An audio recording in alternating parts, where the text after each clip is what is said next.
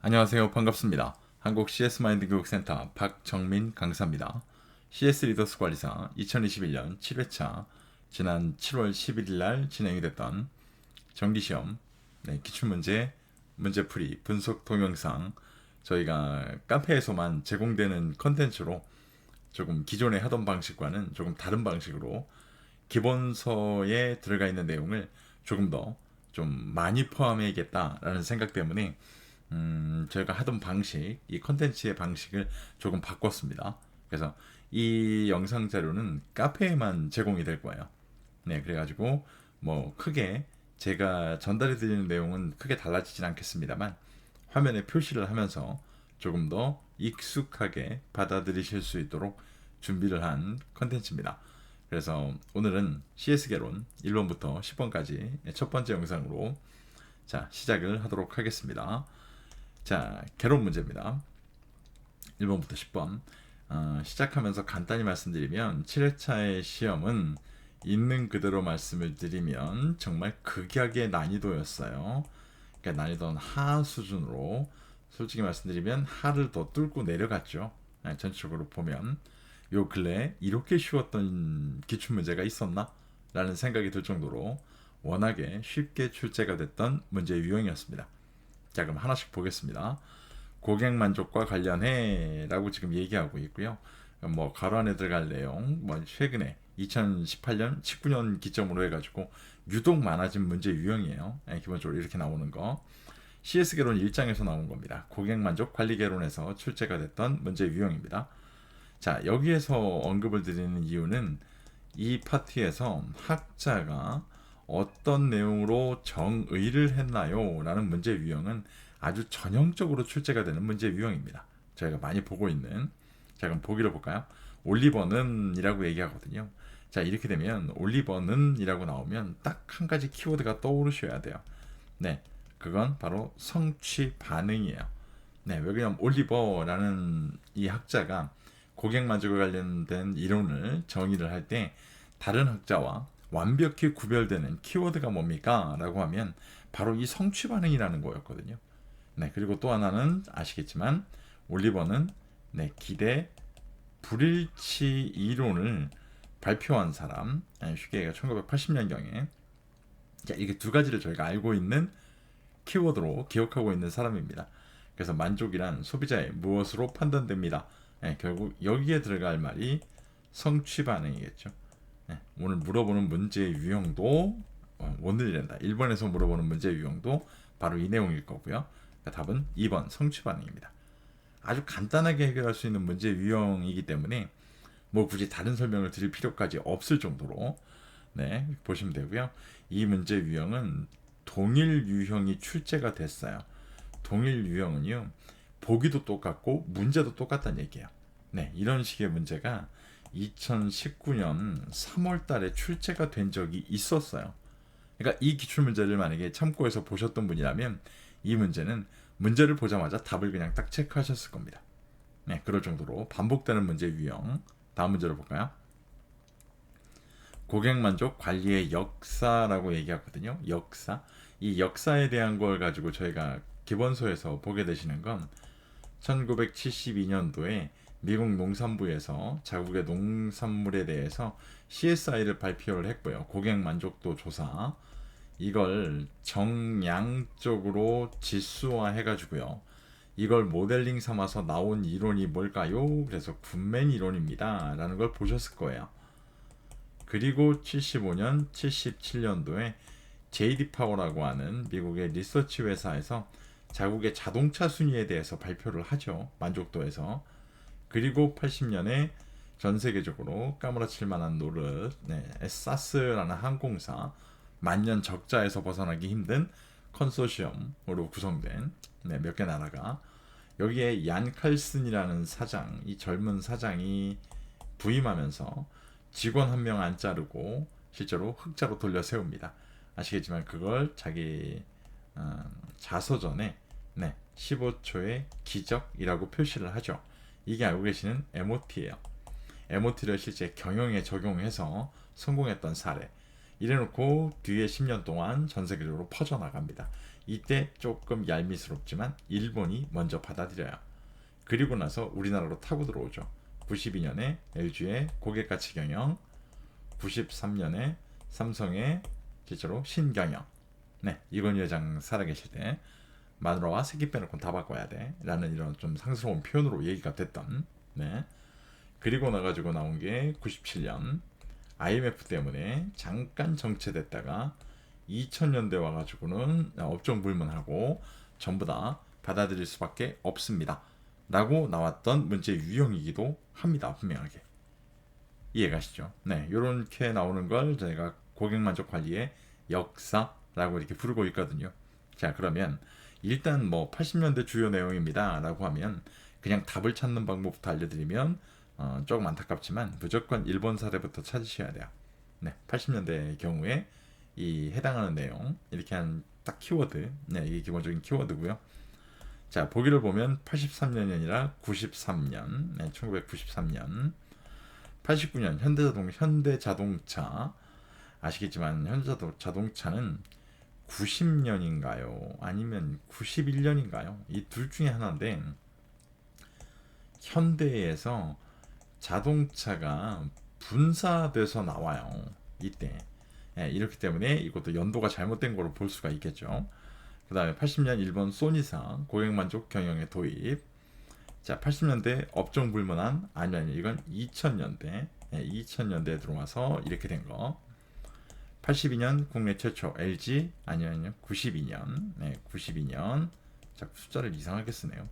92년 자 이렇게 볼 수 있는 문제 유형이기 때문에 이 문제 유형은 딱 그냥 기억하세요. 지금부터 80년대 주요 내용이라고 하면 그냥 딱 일본 사례 이렇게 떠올리시면 됩니다. 간단하게 이 문제 유형 또한 동일 유형으로 출제가 됐었고요. 얘는 2019년 1월 달에도 출제가 됐고요. 동일 유형은 말씀드린 것처럼 문제와 보기가 동일하다는 얘기예요.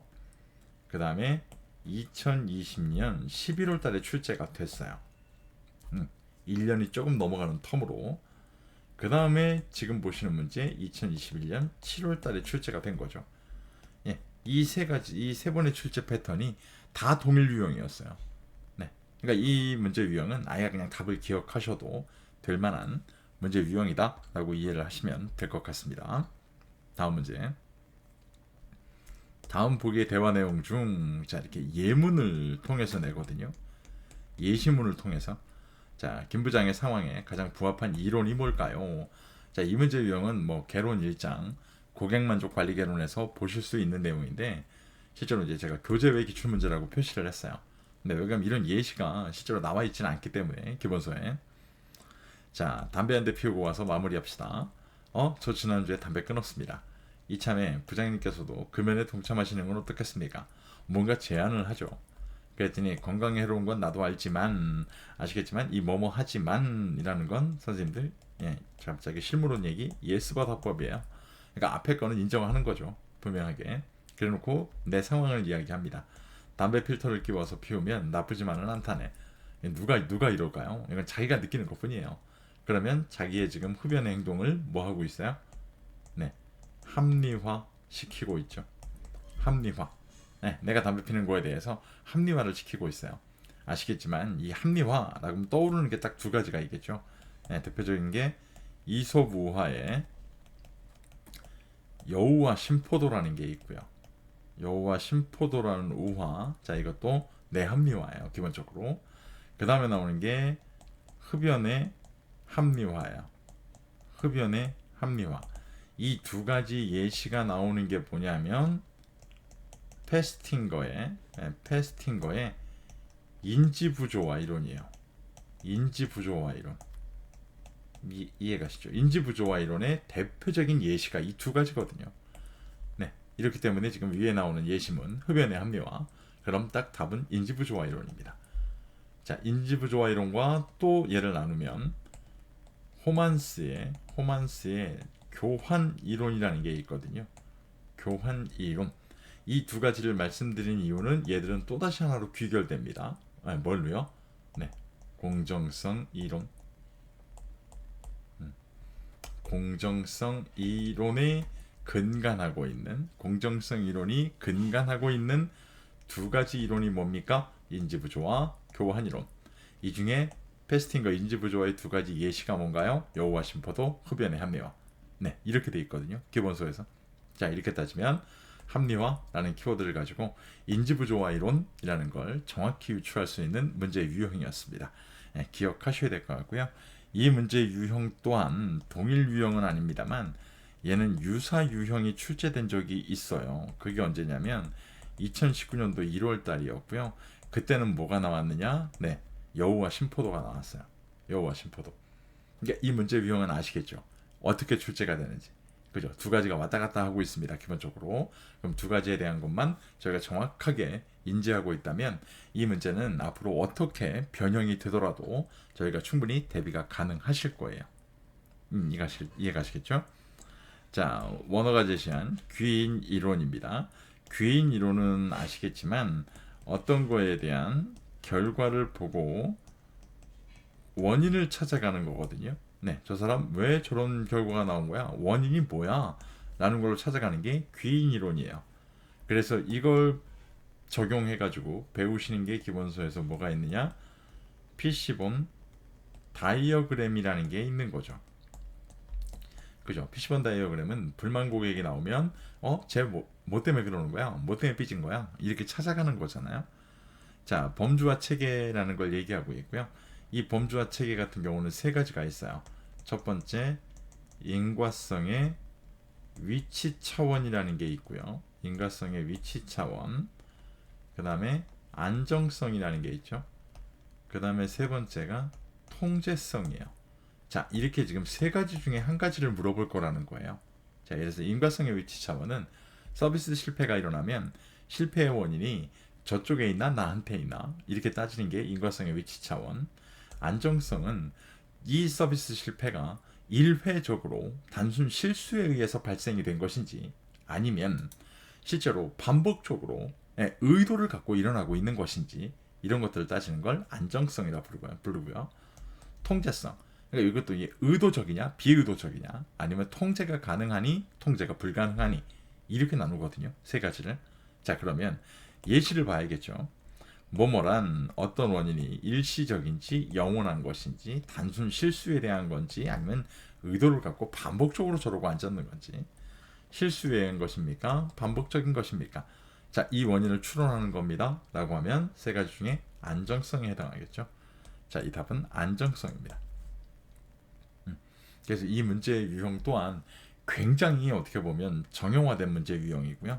이 문제 유형은 동일 유형으로 출제가 된 적이 있고요.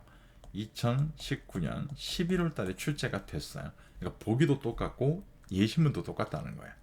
이 문제 유형 자체가 이해가시겠죠? 그래서 이 귀인 이론에 대한 측면, 요 관점을 꼭 참고해서 보시면 좋을 것 같습니다.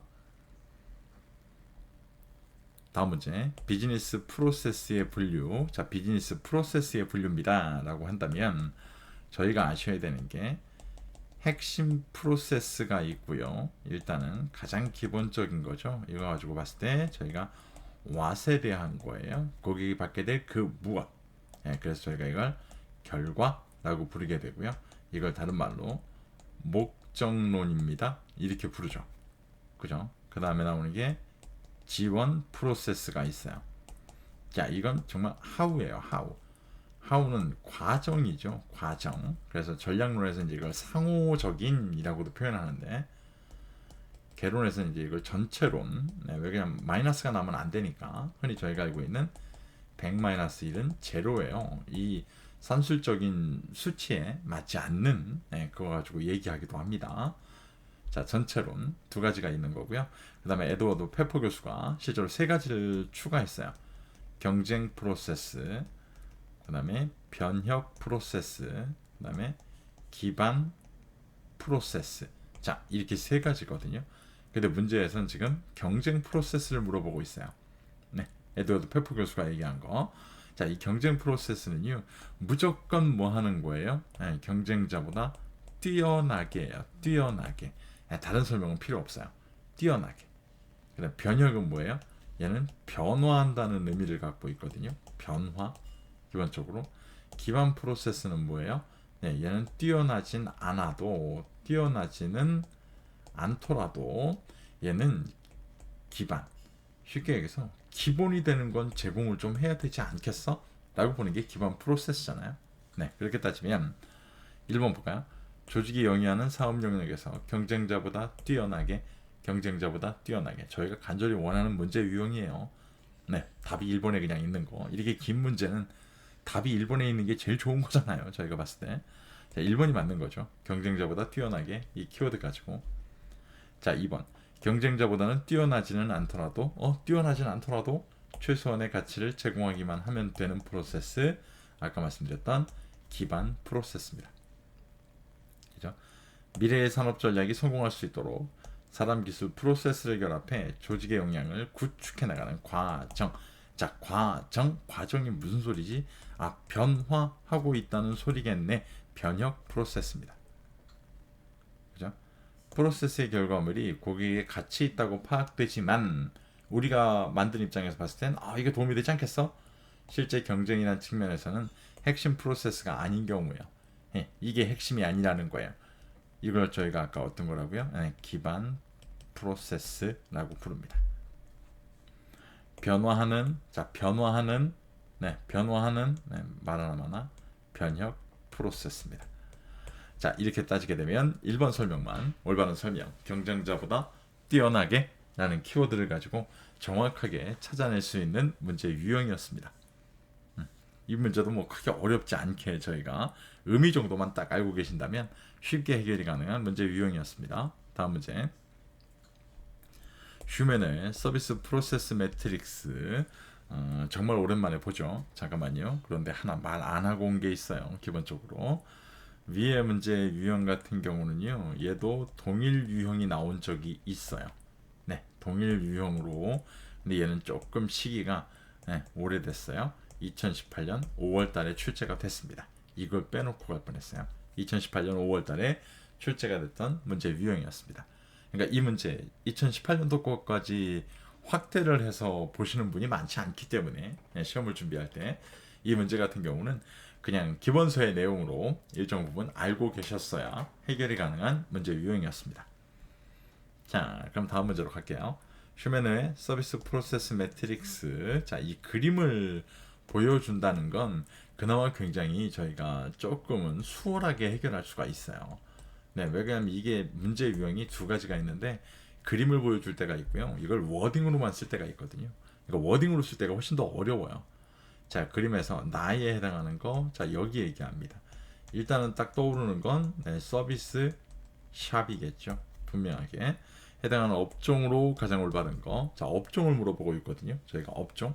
자, 이렇게 따졌을 때 구분해야 될 관점, 가장 쉬운 관점은 뭐냐면요. 이 방사면을 좀 기억하시면 돼요. 이 방사면에 대한 걸 좀 보시면 가장 간단한 방법을 좀 알려드릴게요. 일단 방사면의 위쪽에 있죠. 그죠? 위쪽에 있다는 건 노동 집중도가 낮다는 얘기예요. 네, 위에 있다는 거. 그리고 왼쪽 오른쪽 중에 오른쪽에 있죠. 그죠?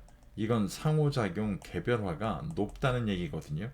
쉽게 해서 맞춰준다는 얘기예요. 맞춰줍니다. 당신한테 맞춰드릴게요. 라는 관점이기 때문에 실제로 보면 위에 있는 두 가지는 노동 집중도가 다 낮아요. 그래서 가를 저희가 서비스 팩토리라고 부르고요. 하나 힌트를 드리면 다 히읗으로 시작하죠. 기업의 형태들이 전부 다. 리조트도 원래는 이걸 다 풀네임으로 쓰면 휴양 리조트라 부르거든요. 그래서 얘도 히읗으로 시작을 해요 원래. 그 다음에 얘가 서비스 샵이라고 말씀을 드렸고요. 당신한테 맞춰드려요 라고 하다 보니까 병원과 수리센터가 가장 대표적으로 아마 기본서에서 보실 거예요. 이해가시죠? 그럼 있는 대로 돌아가면 방향으로 라를 뭐라 그러느냐, 전문 서비스라고 불러요. 전문 서비스. 여기엔 대표적으로 떠오르시는 게 변호사가 있겠죠. 변호사. 그 다음에 이렇게 다로 돌아가면 얘는 대중 서비스예요. 대중 서비스. 함정이 학교가 여기 있거든요. 학교. 네, 대중 서비스에. 자, 이렇게 이 방사면만 보여줄 수만 있다면 이렇게 굉장히 손쉽게 해결이 가능하세요. 분명히. 자, 이렇게 따지면 항공, 히읗으로 시작하네. 네, 서비스 팩토리. 병원, 얘가 서비스 샵이었죠. 아까. 학교, 네, 얘가 함정이라 그랬던 대중 서비스. 호텔, 히읗으로 시작하네. 네, 서비스 팩토리. 도소매, 얘가 문제거든요. 도소매는 얘기한 적이 없잖아요. 얘는 대중 서비스에 있는 거야. 네, 대중 서비스. 잘 보시면 도소매 같은 경우는 노동 집중도가 높을까요, 낮을까요? 네, 얘는 높다고 본 거예요. 슈메너가 얘는 높다고 봤어요. 노동 집중도가 상호작용하는 게 높을까요, 낮을까요? 얘는 낮죠. 왜? 도매기 때문에. 도소매. 고객한테 꼭 맞춰주는 관점은 아니잖아요. 특히나 슈메너가 이걸 나눌 때는 실제로 이런 관점이었는가 봐요. 요즘에는 소매도 굉장히 세밀화되는 게 많은데 실제로 보면 자, 이렇게 따지다 보니까 도소매는 대중 서비스예요. 이 문제의 유형 같은 경우는요, 아시겠지만 얘는 동일 유형이 나오기가 쉽지가 않아요. 네, 왜 그러냐면 매번 바뀔 수 있기 때문에, 이 방사면 때문에. 그래서 이 문제 유형은 가장 최근에 나왔던 게 유사 유형이고요. 2019년 3월 달에 출제가 됐어요. 이 그림을 가지고 나왔다는 얘기예요. 이 그림을 가지고 이 이후의 문제들은요, 워딩으로 나왔어요. 워딩으로. 자, 이러다 보니까 이때는 뭐가 나왔느냐? 대중 서비스를 물어보는 문제가 출제가 됐어요. 네. 그러니까 이렇게 돌아가면서 출제를 할 거기 때문에 꼭 유형을 기억을 하시길 바라겠습니다. 다음 문제. 다음 중 서비스 프로세스의 설계의 기본 원칙이에요. 기본 원칙. 자, 이 기본 원칙 중에서 가장 먼 거 찾는데요. 이 기본 원칙이라는 관점은요, 저희가 일단은 대표적으로 뭐를 기억하냐면 고객 지향이고요. 결과적으로 이건 고객 관점이에요. 네, 이 키워드를 꼭 좀 기억하세요. 프로세스 설계를 할 때 누군가를 고려합니까? 라고 보면 직원과 고객을 다 고려하셔야 돼요. 이해가세요? 그런데 누군가에게 초점을 맞출까요? 라고 하는 건 100% 고객일 수밖에 없거든요. 이 프로세스라는 것 자체가. 이렇게 되면 이 두 가지, 고객 지향, 고객 관점입니다. 이 관점을 꼭 기억하셔야 되고요. 평가는 고객이 합니다. 이럴 수밖에 없어요. 저희가 준비해 놓고 실제로 경험하는 건 고객일 테니까요. 고객의 기대를 관리하는 것이 중요합니다. 왜요? 기대불일치로는 고객은 뭐 대비 자기가 갖고 온 기대 대비 지각된 성과, 이걸 비교하죠. 고객은 기대 대비 성과를 평가합니다. 하필이면 제가 바로 전에 얘기한 게 그대로 나옵니다. 고객 개별 니즈에 적용해야 됩니다. 네, 당연하죠. 뭐 때문에? 최근에는 이 개별화라는 측면이 이슈화가 되고 있는 시대니까요. 기본적으로 개별 니즈에 적용이 되셔야 돼요. 그죠?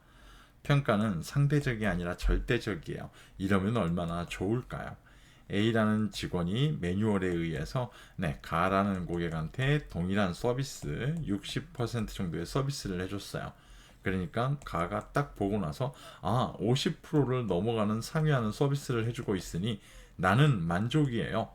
이렇게 느끼고, 똑같이 나라는 직원한테도 60%를 해줬더니 이분 50% 넘어가네, 나도 만족이에요. 이렇게 될까요? 서비스가? 아니요, 택도 없어요. 이렇게. 왜 그러냐면 가와 나가 뭐가 있기 때문에, 다 개별적인 기대가 있기 때문에. 네, 그래서 직원이 아무리 표준 매뉴얼에 대한 걸 갖고 객관적으로 서비스를 해주더라도 실제로 고객 입장에선 어떻게 해요? 만족, 불만족이 나눠질 수밖에 없죠. 그래서 절대적이 아니라 상대적이죠. 상대적.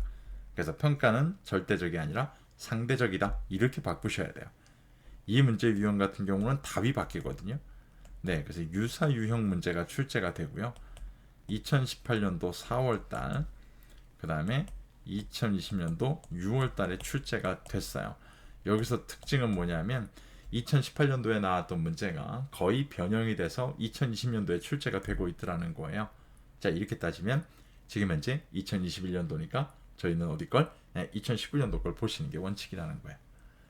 이런 관점. 네, 저희 카페 회원만 보시는 영상이라서 이렇게까지 말씀을 드리는 겁니다. 다음 문제. 이렇게 하니까 시간 되게 오래 걸리네요. 이거. 피시본 다이어그램 활용 목적으로 가장 올바르지 않은 거. 이건 아까 잠깐 문제 풀이할 때 언급드렸는데요.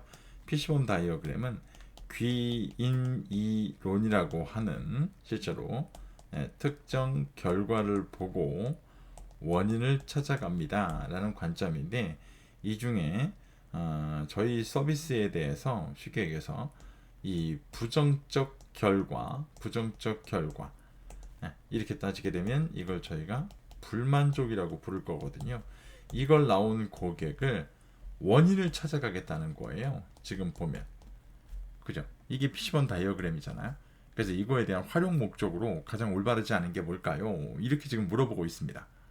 자, 이렇게 따지면 네 가지가 나올 거거든요. 첫 번째, 주요 원인들을 결정합니다. 주요 원인들을 결정해야 됩니다. 맞아요. 근본 잠재 원인을 결정합니다. 이것도 맞아요. 3번, 잠재된 해결 방안을 결정합니다. 이것도 맞고요. 프로세스의 변화나 해결 방안을 계획하고 실행에 옮깁니다. 네, 이것도 설명이 맞아요.